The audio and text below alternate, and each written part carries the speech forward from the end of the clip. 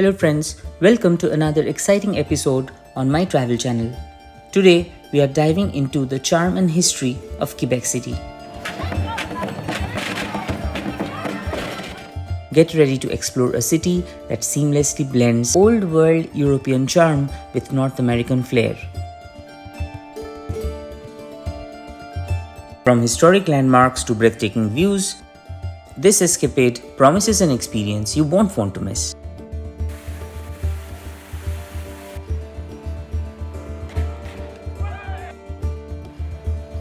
The capital city of Quebec, largest province in Canada, is the only remaining walled city north of Mexico. With narrow cobblestone streets, stone buildings, fortifications, incredible views of the St. Lawrence River, and rich French-Canadian culture, Quebec City is in a different league altogether. In this episode, we will cover what all things you must do when you have 2 days to spend in beautiful Quebec City. So, without further ado, let's dive right in. Our adventure began really early as we depart Toronto at 5 am.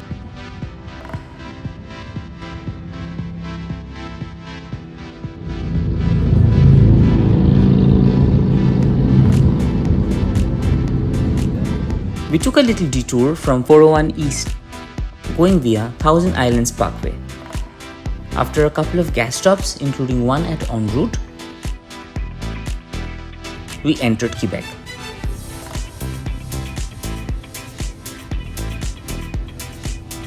We were hungry and grabbed pizza at Salvatore.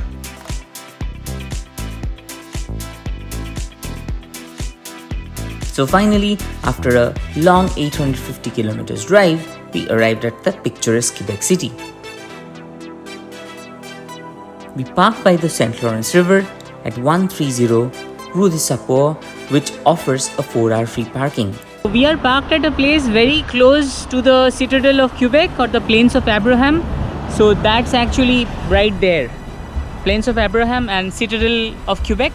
And it's a free parking that we got right next to the beautiful St. Lawrence River. It's conveniently located just 15 minutes walk to the Petit Champlain district. So there we are, kicking off our exploration by strolling through the charming streets of Petit Champlain. The streets of Petit Champlain are an invitation to travel back in time. Located along the St. Lawrence River, as you walk down the cobblestone streets, it's as if you land in a fairy tale. Start your Quebec City journey at this beautiful place. This postcard perfect street, one of the oldest commercial streets in North America, is lined with one-of-a-kind boutique and restaurants. Next to Pinocchio, my favorite. It's just out of this world with beautiful shops and so many souvenir places, little restaurants. Place Royale, the site of the first French settlement in North America, is steeped in history. It was here that Samuel de Champlain settled Quebec City in 1608. Also, here is the Notre-Dame-des-Victoires, the oldest stone church in North America, built in 1688. The statue of Louis XIV, King of France, stands in the square outside this church.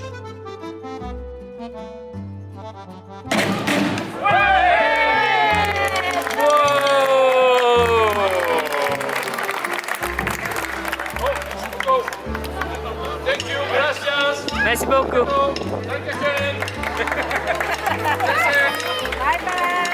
We just were very lucky to see a marching band performing. Great experience. Only a few steps away from Place Royale, the enormous Fresque de Quebecois recounts the story of Quebec City and pays homage to some 15 historic figures and various authors and artists. Guys, you cannot miss this beautiful mural. It was already a very long day as we wrapped up and headed to get some good night's sleep.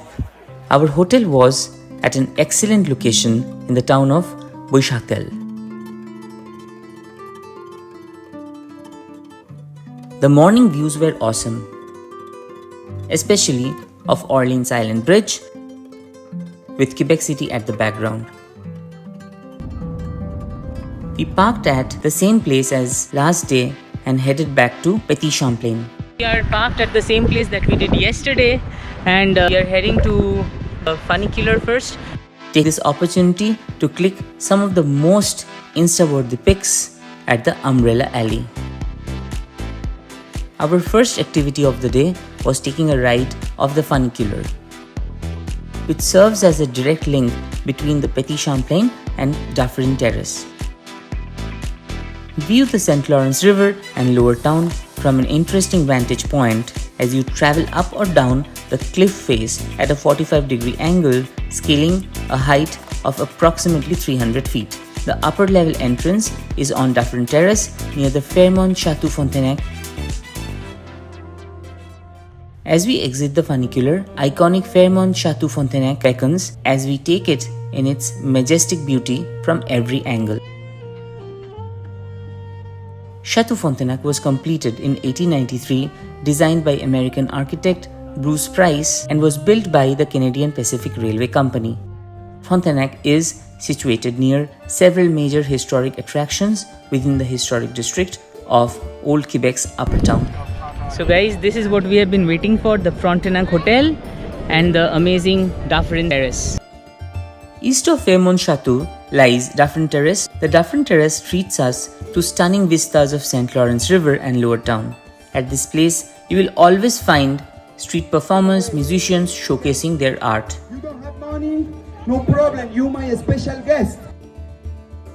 This is the place for the toboggan slide, and it's open in the winter. The Governor's Promenade is a giant boardwalk that connects the Dufferin Terrace to the Plains of Abraham. The elevated promenade stretches along the Citadel with a fortification wall on one side and a gorgeous view of the St. Lawrence River on the opposite side. It was a pretty long walk, but amazing experience walking the Governor's Promenade. At the end of the Governor's Promenade is the Plains of Abraham Park. It was here on 13 September 1759 that France lost Quebec to Britain and is a pivotal point in Canadian history. So guys, we are at the Plains of Abraham. You can see behind me is the Citadel. Our adventure took us next to the Citadel, where a guided tour offered insight into Quebec's military past.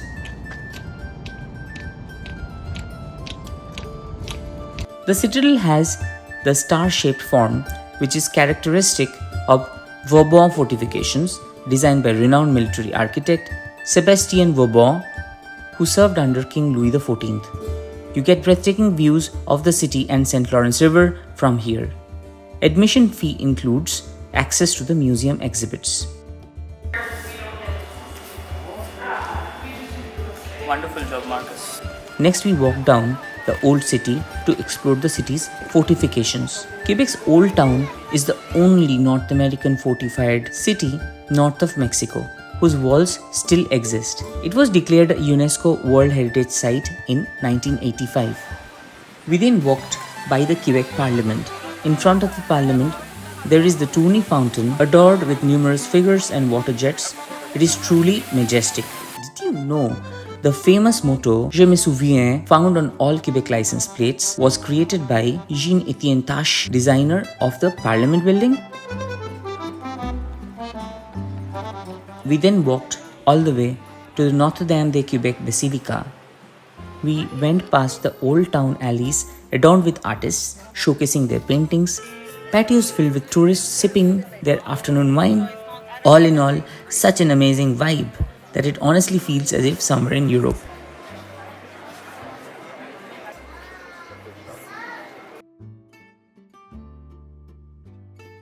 Now let's take a tour of the famous Notre-Dame Basilica. The awe-inspiring Notre-Dame Basilica left us speechless. Its architecture and finesse is at a completely different level.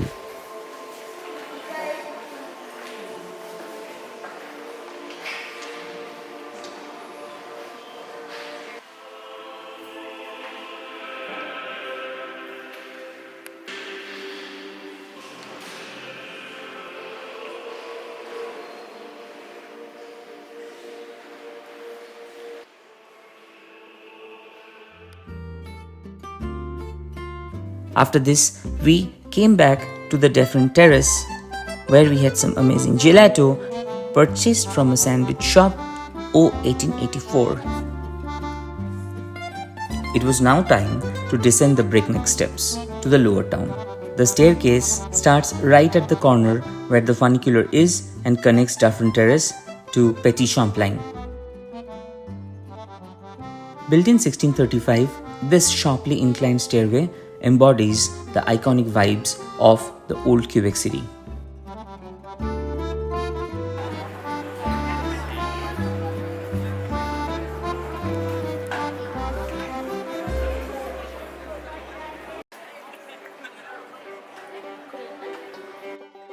Our day ended with a serene ferry ride across St. Lawrence River, offering a unique perspective of the city's skyline. Quebec-Levis Ferry ride is a great experience. The terminal is well maintained and the ticket prices are reasonable. This ferry is lifeline for many people who commute between both cities. The ferry itself is spacious and impeccably clean, with the bonus of an outdoor deck that offers breathtaking views of the city. The frequency is 30 minutes and the ride is just 10-15 minutes long.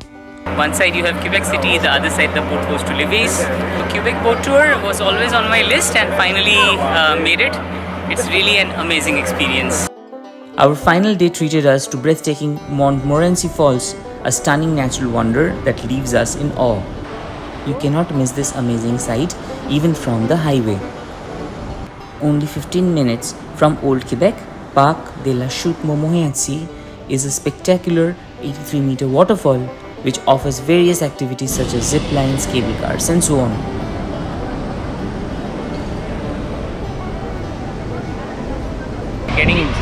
We're getting the droplets. It's great experience, guys.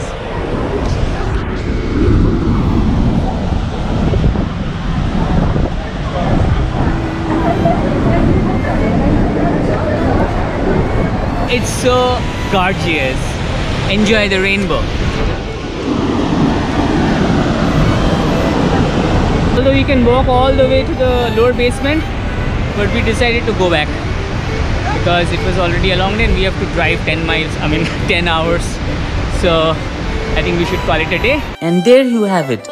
Fellow travelers, our adventure in Quebec City has come to an end, leaving us with cherished memories and a deeper connection to this remarkable city.